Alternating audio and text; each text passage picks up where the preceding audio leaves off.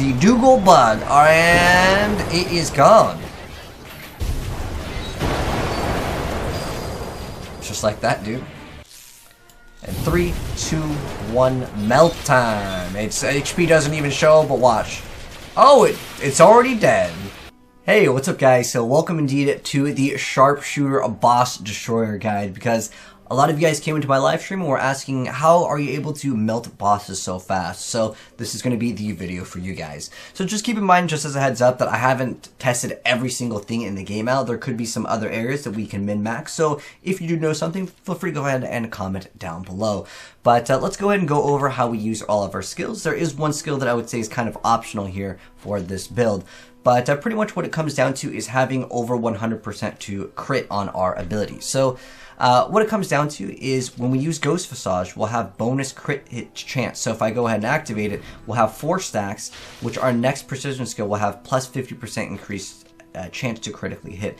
It technically gets added into the bonus that is put into it when you put in the skills. So if you read where it says Adventurer's bonus, we have 50%, but then in addition to that, there's increased critical hit chance after using Ghost Visage, which is plus 45, which somehow in this case, it turns out to 83%. I don't know. Our flat crit is 65. We have an additional plus 83 to the crit hit chance. And then in addition to that, we also happen to have Scout's Bones, which gives us another 10%. Again, I'm not sure how it exactly calculates it, but there seems to be some min-maxing or diminishing returns at certain intervals. But nonetheless, that's how we're able to do so much crit consistently with this build, as well as, of course, just get crit hit damage on your gear. But pretty much as far as the gameplay goes, we're teleporting, and then we're going to go ahead and use our precision skill. You can choose whichever one you want, but I'm using targeted strikes for our build. And then you go ahead and teleport again, and then you can go ahead and just go ahead and have basically 100% crit. That's how we're able to maintain so much crit. And if we happen to run out of our charges, if we pop a potion, we'll get more charges of the Ghost Visage. So that's how we're doing everything. So as far as the skills go, this one's kind of optional. I'm running a Legendarium. I'm just really activating this to apply shock on the enemies because it's just a lot of hits that goes out. So you'll see each one of these balls will basically kind of like a frozen orb in Diablo 2, if you remember that skill. It's got a very short cooldown, and it basically just cleans up all the trash up on the screen, and since there's so many things going on, it applies that shock. It also does do poison damage. I don't care about that. I just want it to activate. And also gives us the tier 2 bonus of the plus 10 critical hit chance. And then as far as our other skill, I'm running the Wolf Pet over here, which we'll be able to keep up pretty much all the time.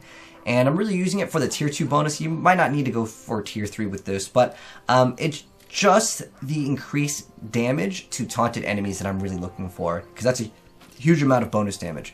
And then I'm running the Goblin Legion. I also have the Legendarium ability to have more things come out. But pretty much these are just used for survivability with the additional pets over here. And then we have Reload, which when we're on bosses, if we happen to run out of ammo, we can go ahead and refill all of our ammo. And basically it's like the mana. But also grants us plus 30% damage to precision skills.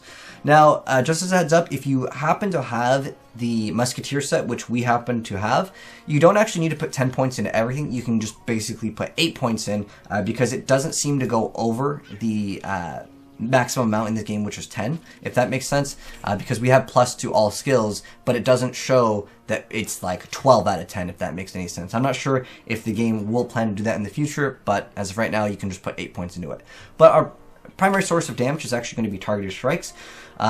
Tier 1 bonus, more damage each successive volley, and then we also have extra ammo recharge. You pretty much can keep it up at all times as long as you're not spamming it the whole time, because in between you want to go ahead and activate your other skills, you want to teleport, and during that you'll be able to kind of get some extra ammo back. But specifically just on bosses is when you're going to be able to just use your reload ability and just melt it super fast. But what's really nice is the tier 3 bonus. Every third target strike fires larger arrows that deal double damage. You'll be able to visually see this. So that's a normal one, that's a normal one, and then that one will be the one that will deal double damage. Then plus you have that extra damage coming from reload. You have that bonus damage from the taunted enemies. That's how we're basically dealing so much damage. And obviously all of it's going to be critting, which is quite nice. So as far as the skills go, again, you can put 8 points into most of these if you have the Musketeer set, because you'll get plus 2 to all. Well, it's plus technically 2 to precision, 2 to adventurer, but same thing, right? You could also think about using Rizzy's Fate or Curse of PP as an alternative to reload if you don't want to equip it, but I think the skill is kind of nice. This is where I would consider this skill and this skill could be optional, but the rest I really do think that it's probably one of the best in slot for this class.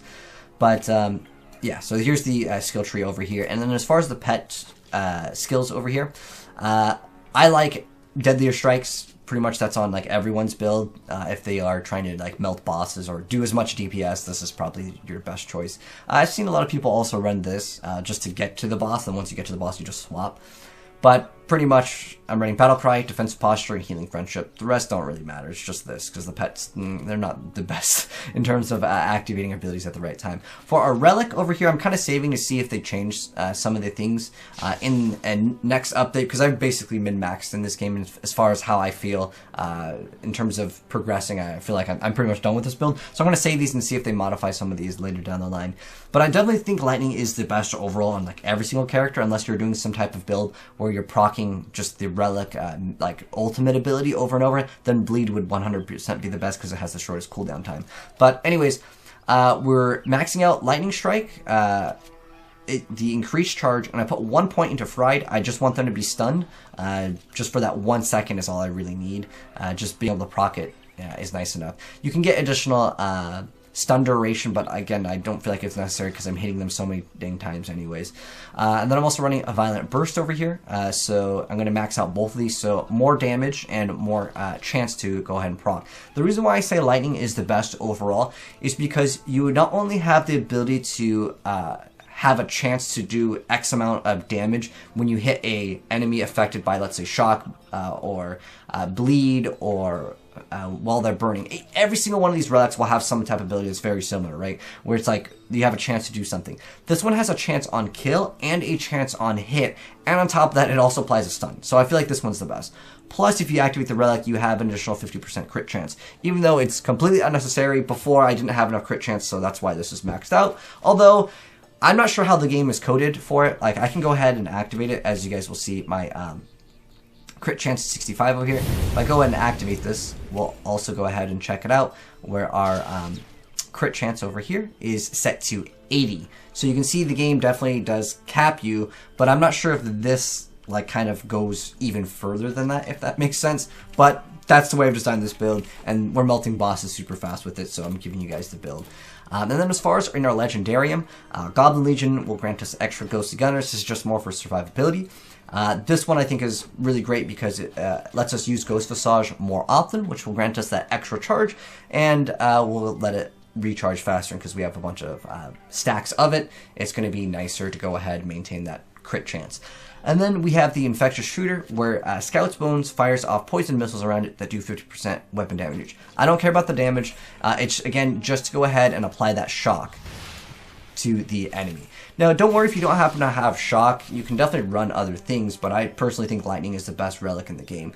As far as what you're looking for on your gear right now, I would say you don't have to copy everything exact, but I'll tell you what does matter. So, obviously, crit chance matters, and crit hit damage matters.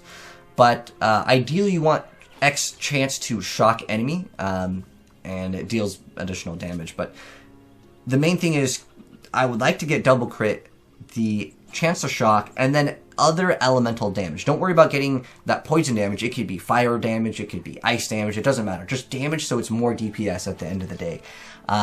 Ideally you'd have more enchant sockets, and you would roll more copies of X amount of damage. The best way to actually roll it if you are trying to go ahead and enchant is actually to go ahead and enchant with hot or cold, because you have basically more chances. As if you would go to shock and awe, you would see that there's electric damage, chance to shock, additional bolts. There's so many things to roll on. Where it's hot and cold, 2 out of the 6 choices are damage. So that's how you can disenchant and reenchant and get a little bit better results if you want X damage, if that makes any sense. So that's my little tip for you guys.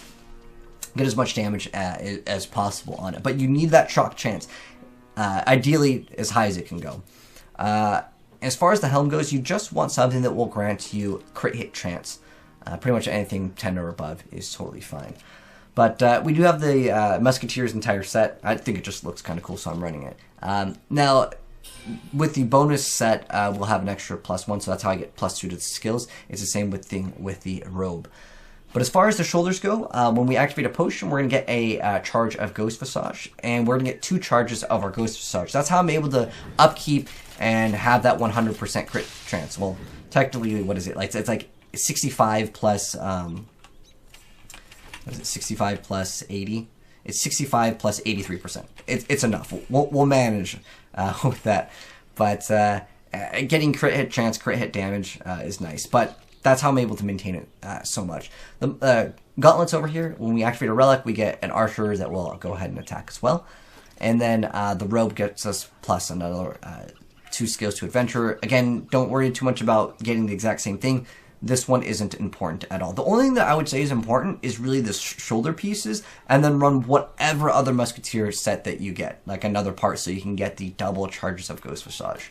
That's the only thing that does matter. But everything else is just crit hit damage on this. That's the only reason why I'm running it. It just happened to have really high stats.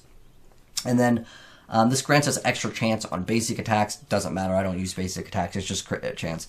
And then with the boots, this is actually, I would say, if you have to pick any 2 pieces of the musketeer set to run, I would go ahead and go with the boots as well as the pauldrons.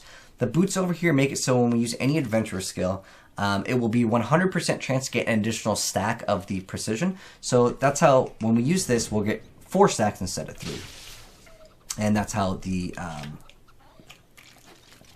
boots work. And then pet stuff, it doesn't really matter. Just ideally try to look for cooldown on the pets thing, or on the active abilities. But in addition to that, you can also try to look out for chance to shock with the pet. But again, it doesn't really matter too much.